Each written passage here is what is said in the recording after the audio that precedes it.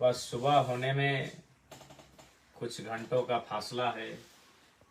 रात के 1 बज चुके हैं, लेकिन आंखों में नींद कहाँ है।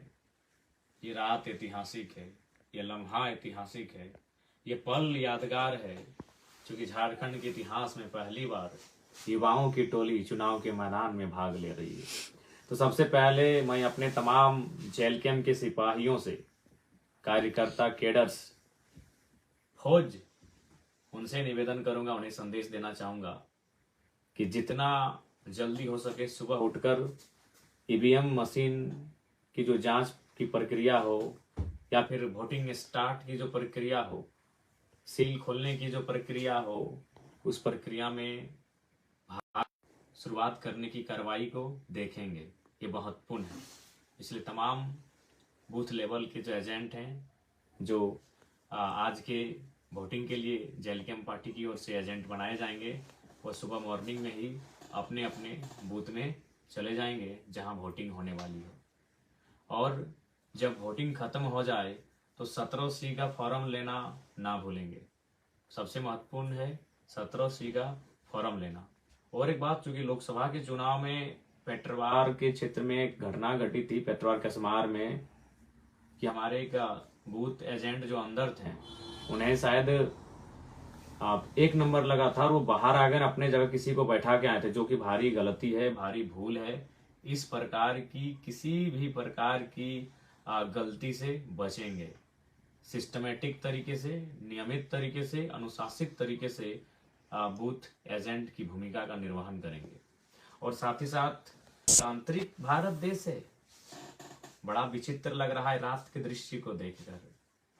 इसीलिए शायद डॉक्टर भीमराव अंबेडकर अपने अंतिम समय में रो रो के अपना दुखड़ा अपने सहयोगी को सुनाते थे कि लोकतंत्र की तो स्थापना हो गई है, मतपेटी से तो राजा बनेगा, लेकिन आज भी शोषित, वंचित लोग, पीड़ित लोग एकजुट नहीं होने के कारण कहीं ना कहीं अपने वोट के महत्व को कहीं समझ नहीं पाए, तो दुर्भाग्य होगा। उन्होंने कहा था संविधान अच्छा भी होगा, बुरा भी होगा, चलाने वाला अच्छा मिला तो अच्छा होगा, चलाने वाला बुरा मिला तो बुरा होगा। आज रात, शाम से और अभी रात तक जो तस्वीरें सामने आई हैं, उन तस्वीरों को देखकर, सुनकर आप चौंक जाएंगे। तस्वीरें क्या है? डुमरी में जेएमएम के प्रत्याशी के पक्ष में शराब बांटी जा रही है, पैसे बांटे जा रहे हैं, गाड़ी में शराब और पैसा मिल रहा है, और प्रशासन पता नहीं मौन है कि एक्शन में है, वो मुझे जानकारी नहीं। बेरमो में क्या होता है? एक होटल है, आर्यन होटल, जहां से साफ देख रहे हैं 150-200 नौजवान अपने पॉकेट को गर्म करके, यानी फुला फुला के निकल रहे हैं। फुला के निकल रहे हैं मतलब पैसों का बंडल लेके निकल रहे हैं। पता नहीं प्रशासन को भनक है कि नहीं है, या जानबूझ के मौन है। तो बेरमो यानी कौन? कांग्रेस के प्रत्याशी। और हद तो तब हो गई, चापी में ट्रांसफार्मा दिया गया। आचार संहिता तो छोड़िए, इलेक्शन की राहत को ट्रांसफार्मर दिया जा रहा है। ये लोकतंत्र की हत्या नहीं तो क्या है? बड़ा विचित्र दृश्य है। डुमरी के प्रत्याशी मंत्रालय संभाल चुके हैं, उसके बाद उनके कार्यकर्ता इस प्रकार की ओछी हरकत, कृत्य कर रहे हैं, जो कहीं ना कहीं लोकतंत्र पर सवाल या चिन्ह खड़ा हो रहा है। और एक्चुअल लोकतंत्र में नहीं, इनके जो जीतने का कारण रहा है, ये यही रहा है, शराब, मुर्गा, पैसा, दारू, ये कारण रहा है चुनाव जीतने का इनका। तो आज हम लोकतंत्र की दुहाई देते हैं, हम विकसित भारत की बात करते हैं, प्रगतिशील भारत की बात करते हैं, और आज फिर हम उन्हीं चीजों को दर्शा रहे हैं। इसलिए निवेदन है, पैसा बांटने वालों से, मुर्गा, दारू, शराब बांटने वालों से, रुपया बांटने वालों से बिल्कुल सावधान रहें, और उनको तो बिल्कुल वोट ना करें। ये आपसे विशेष आग्रह है। और एक सूचना, बेरमो में कुछ लोग ये अफवाह फैला रहे हैं कि कैंची सेट हो गया। ओ भैया, ये वही कैंची की कचकची और कैंची की जबान है कि बड़ी महफिल में सामने खड़ा होके कांग्रेस के प्रत्याशी को कहा था कि कोयला चोर को 12 बॉडीगार्ड। तो ये सपने में भी मत सोचिएगा मेरे समर्थक और साथियों और बेरमो की जनता, क्योंकि कुछ लोग पागल हो चुके हैं। जयराम महतो को बदनाम करने के लिए वो किसी भी हद तक जा सकते हैं। देख रहे हैं, ग्रुप में एक मैसेज आया था कि कैंची सेट हो गया। कैंची कहीं नहीं सेट हुआ है। बेरमो में क्या होगा मालूम है? चाचा भतीजा सेट होंगे, यकीन कीजिए। ये रविंद्र पांडे और अनूप सिंह, यानी एक फूल, कमल का फूल और कांग्रेस हाथ, ये दोनों पैरों में सेट हो सकते हैं। लेकिन हमारे बारे में जो अफवाहें फैलाई जा रही है, सावधान रहिएगा, ये निम्न से निम्न गिरा हुआ कार्य करने के लिए तैयार है। शायद पहली बार इतिहास में ऐसा होगा कि 29 साल के लड़के के डर से दो नेशनल पार्टियां बीजेपी और कांग्रेस, जिनमें 36 का आंकड़ा है, जिनमें सौतन की लड़ाई होती है, जो 36 का आंकड़ा है, जो दो ध्रुव हैं, कभी मिल नहीं सकते हैं। बीजेपी और कांग्रेस दो ध्रुव हैं, वो कभी मिल नहीं सकते हैं, लेकिन बेरमो में वो मिल भी सकते हैं ड्यू टू जयराम महतो के डर से। तो इसीलिए कैंची कहीं कुछ नहीं है, कैंची अपनी मजबूती के साथ चुनाव लड़ रही है। जयराम महतो की बटालियन पूरी ताकत के साथ होश हवास में चुनाव लड़ने जा रहे हैं। इसीलिए किसी के दिग्भ्रमित बातों में ना लगे। ये तमाम बेरमो की जनता से निवेदन है, और साथ ही बेरमो के अलावे डुमरी हो, टुंडी हो, घुमिया, रामगढ़ हो, मांडू हो, बागमारा हो, चंदनकियारी हो, सिंदरी हो, निरसा हो, झरिया हो, सभी से निवेदन है किसी प्रकार के भ्रम में ना आए। ये लोग नीचे से नीचे हरकत करने के लिए तैयार हैं।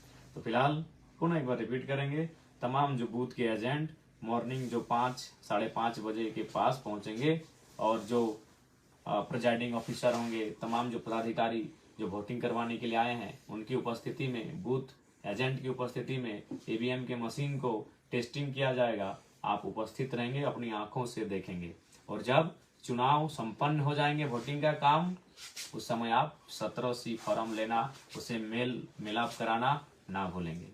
पुनः राज्य की जनता से निवेदन करेंगे, बड़ा रात का जो दृश्य देख रहे हैं, हमारी माताएं, हमारी बहनें, हमारे भाई, हमारे नौजवान, हमारे युवा साथी, सबसे अपील करेंगे कि कृपया लोकतंत्र की शर्मनाक तस्वीर से भारत और झारखंड को बचाएं।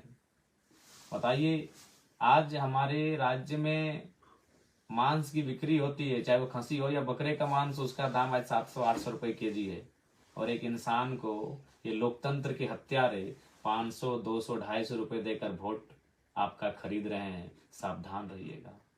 500, 600, 700 में एक बकरे और खसी का मांस बाजार में मिलता है, और इंसान की बोली, उसके वोट की वैल्यू आज 500, 400, 300 रुपए लगाया जा रहा है इन नेताओं के द्वारा, जो 20 वर्षों से 25 वर्षों से विधायक और मंत्री के रूप में रहे हैं, बड़े बड़े नामचीन नेता। तो इसलिए सावधान रहिएगा, लोकतंत्र की सुंदर तस्वीर को बचा के रखिएगा।